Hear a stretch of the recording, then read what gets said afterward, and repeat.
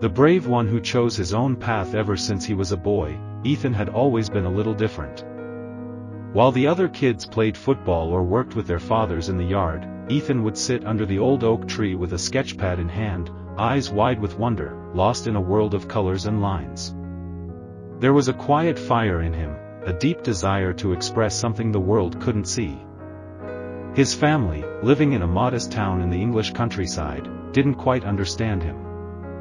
His father, a carpenter, believed in hard work with hands, not dreams on paper. "Art's not going to put food on the table, son," he'd say. His grandfather was even more direct, "You need to be practical, lad. Life's not a fairy tale." But Ethan couldn't help it. Every time he picked up a pencil, the world made sense. His notebook was filled with sketches of people, faces, emotions, stories untold. To him, they were not just drawings, they were his voice.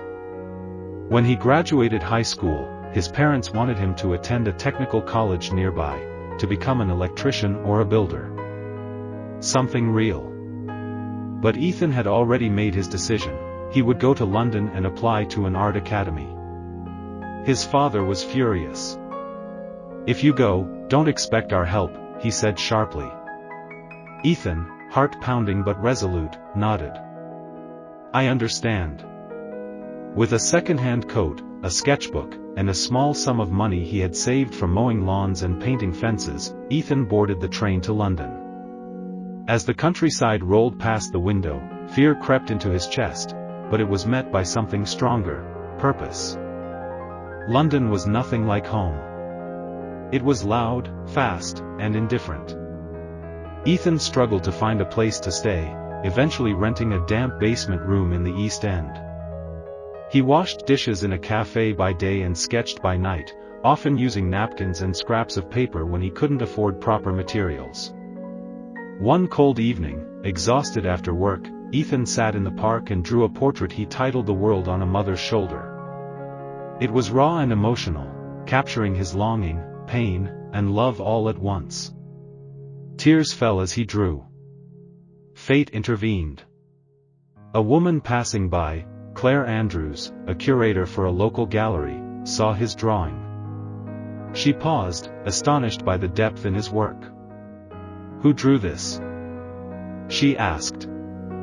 Ethan, startled, looked up. "I did." Claire studied the drawing closely. "There's something here," she whispered. "Would you be willing to show me more?" That moment became the turning point. She invited him to the gallery. At first, no one took him seriously, a dishwasher with dreams. But Claire believed in him. She gave him space to work, connected him with supplies, and introduced him to the world of contemporary art. 2 years later, Ethan's painting Awakening in the Dark sold for £500.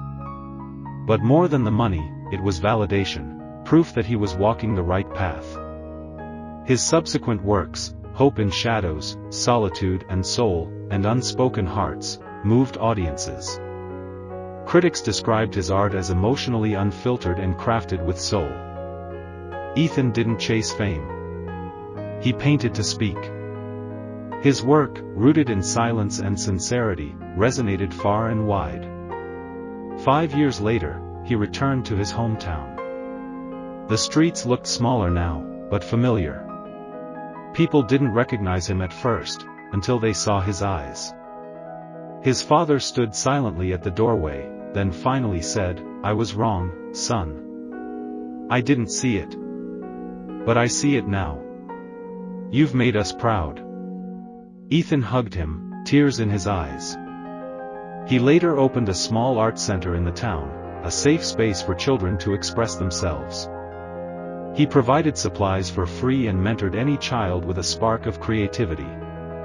To every child who felt out of place, he would say, "Always listen to your heart. The world may doubt you, but your heart never lies." Ethan continued painting until his final days. His journals, sketches, and paintings found homes across the globe, not for profit, but for inspiration. In the final entry of his diary, he wrote, Courage is not the absence of fear, but walking the path no one else sees. True strength lies in becoming who you truly are, even when the world says otherwise.